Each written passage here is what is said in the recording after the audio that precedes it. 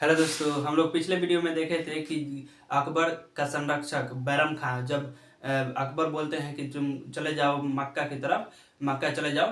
तो रास्ते में गुजरात नामक पाटन जगह पर ये मुबारक खान द्वारा इनकी हत्या हो जाती है, बैरम खान की हत्या हो जाती है। उसके बाद 1560 और 1562, ये जो समय है 1560 से 1562, उसके बाद यह होता है पेटीकोट शासन। पेटीकोट शासन किसे कहते हैं? जिसमें महिलाओं का वर्चस्व ज्यादा हो, जिसमें महिलाओं के बात को आगे रखा जाता हो, उसे हम पेटीकोट शासन कहते हैं। इसे पेटीकोट शासन को पर्दा प्रथा के नाम से और हरम दल के नाम से भी हम जानते हैं।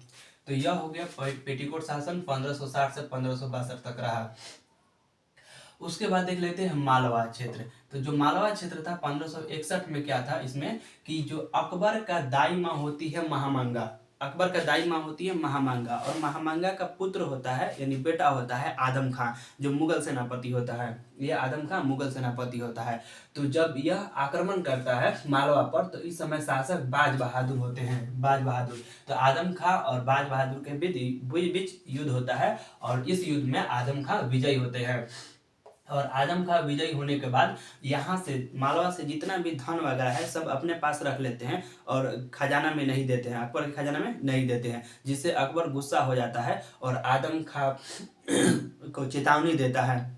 जिसके बाद आदम खां क्या करता है कि अकबर को ही मारने का प्रयास करता है, जिससे अकबर इसको मृत्युदंड की सजा दे देते हैं। और मृत्युदंड के बाद जब इसकी मृत्यु हो जाती है आदम खां का, तो महामांगा कुछ दिन बाद भी महामांगा की भी मृत्यु हो जाती है। आदम खां का ही माँ होती है, आदम खां की माँ महामांगा होती है। इसके बाद पेटीकोट शासन समाप्त हो जाता है, धीरे धीरे समाप्त हो जाता है। 1560 से 1562 था या 1561, इसी के बीच में था मालवा क्षेत्र। इसके बाद देख लेते हैं चुनार का क्षेत्र। अफगानों और अब्दुल्ला खां के बीच युद्ध होता है, इसमें अकबर विजयी होता है। अकबर का ही सेनापति होता है अब्दुल्ला खां, इसमें अब्दुल्ला खां विजयी हो जाता है और चुनार को जीत लेता है। यह चुनार उत्तर प्रदेश के मिर्जापुर वगैरह, मिर्जापुर के एरिया का क्षेत्र है चुनार। इसके बाद देख लेते हैं गोंडवाना। गोंडवाना में क्या है कि 1564 में अकबर का सेनापति होता है आसफ खां, ये इसमें आसफ खां होता है। और दुर्गावती, यहाँ का जो गोंडवाना का जो राजा होता है वो एक छोटा बालक होता है, जिसे वीर नारायण हम जानते हैं। वीर नारायण होता है यहाँ का शासक, जो जो छोटा बालक होता है, उस बालक की माँ होती है दुर्गावती। तो आसफ खां और दुर्गावती के बीच युद्ध होता है, और युद्ध के दौरान यह आसफ खां कौन होता है? तो अकबर का सेनापति होता है, और दुर्गावती गोंडवाना के क्षेत्र में। तो इन दोनों के युद्ध में मुगल सेना जीतने लगती है, और जीतने के बाद ये जीतने लगती है और दुर्गावती घायल हो जाती है। और घायल होने के बाद दुर्गावती को लगता है कि अब मुगल सेना जीत जाएगी, तो दुर्गावती अपने ही सेना को बोलती है कि मेरी हत्या कर दो। क्यों? क्योंकि मेरा नाम शहीदों में गिना जाए, जिससे इसका सेना दुर्गावती की सेना ऐसा करने से मना कर देता है। तो दुर्गावती खुद अपने ही तलवार से अपनी जान दे देती है दुर्गावती। तो ये क्षेत्र था गोंडवाना क्षेत्र। तो यह पूरा अभियान जो था वह अकबर का था। इधर आमेर देख लेते हैं। जब आमेर की तरफ अकबर जाते हैं, ये भारत में देख लेते हैं, भारत के इस वाला एरिया राजस्थान वाला क्षेत्र में, जयपुर में, इधर है आमेर, जयपुर के साइड में इधर। तो आमेर के क्षेत्र में जब राजा अकबर जाते हैं, तो यहाँ का राजा होते हैं, आमेर का राजा राजा भारमल होते हैं। यहाँ का राजा भारमल, यह राजा भारमल स्वेच्छा से अकबर का अधीनता स्वीकार कर लेते हैं। और स्वीकार करने के बाद इनकी बेटी होती है, राजा भारमल की बेटी होती है हरका भाई, जिसे हम जोधाबाई के नाम से जानते हैं। तो जोधाबाई का विवाह हो जाता है अकबर के साथ। हरका बाई का ही नाम जोधाबाई होता है, इस अकबर के साथ विवाह हो जाता है। और राजा भारमल का पुत्र होता है भगवान दास, जो अकबर के दरबार में भी होता है। और राजा भारमल का ही पोता होता है मानसिंह, जो अकबर के दरबार में होने के बाद वो आगे चलकर वो नवरत्न में भी शामिल होता है, शामिल होते हैं मानसिंह। यह आमेर का क्षेत्र हम लोग देखें। इसके बाद देख लेते हैं मेवाड़ का क्षेत्र। मेवाड़ वाला क्षेत्र में यहाँ का राजा होते हैं उदय सिंह, और अकबर के बीच आक्रमण होता है। अकबर इस पर आक्रमण करता है, तो उदय सिंह यहाँ से भाग जाते हैं, और भागने के बाद पूरा मेवाड़ पर कब्जा हो जाता है अकबर का। और अकबर के कब्जा होने के बाद जो फिर आगे बढ़ जाते हैं अकबर।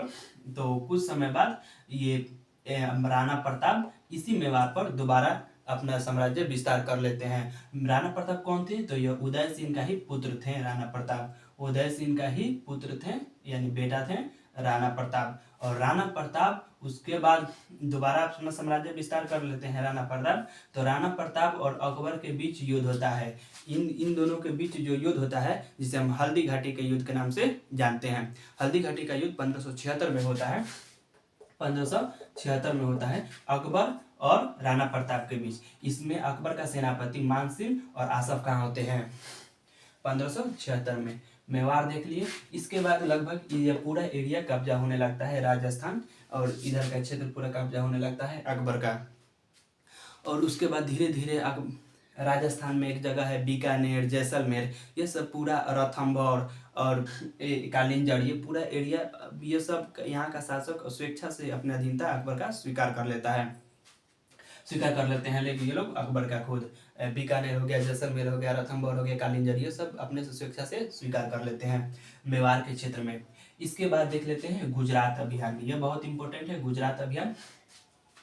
गुजरात अभियान में गुजरात अभियान में अकबर जब आक्रमण करता है तो ये सूरत को जीत लेता है। गुजरात में एक जगह है सूरत को अकबर जीत लेते हैं, सूरत को। और यहाँ का शासक होता है मुजफ्फर खान तृतीय होते हैं यहाँ का शासक, और इसमें अकबर विजयी होते हैं। और उसके बाद जब अकबर वहाँ से वापस चलते हैं तो यहाँ पर फिर से विद्रोह हो जाता है सूरत में। और इस दोबारा जो विद्रोह होता है, इसको दबाने के लिए अकबर इतना तेजी से वार करता है, बहुत ही तेजी से वार करता है इस पर, और इसको सूरत को जीत लेते हैं अकबर। यह इतिहास में सबसे तेज यानी सबसे द्रुतगामी आक्रमण कहा जाता है। एक इतिहासकार भी कहा है, इस राजा स्मिथ नाम के थे इतिहासकार, वो बोले हैं कि पूरे इतिहास में सबसे तेजी से आक्रमण, सबसे द्रुतगामी आक्रमण सूरत का आक्रमण यानी कि गुजरात अभियान के समय हुआ था। इसी गुजरात अभियान में अकबर पहली बार समुद्र को देखे थे। इसी गुजरात अभियान में खंबात की खाड़ी, जो ये वाला एरिया है पूरा इंडिया का, इस वाला क्षेत्र में जो ये वाला एरिया है, इसे हम खंबात की खाड़ी के नाम से जानते हैं। तो सबसे पहली बार खंबात की खाड़ी यानी समुद्र को देखे थे अकबर, सबसे पहली बार ये इसी को देखे थे। ये पूरा समुद्र है, इसी को देखे थे अकबर। आज के लिए हम इतना ही रहने देते हैं, इसके आगे अगले वीडियो में देखेंगे। धन्यवाद।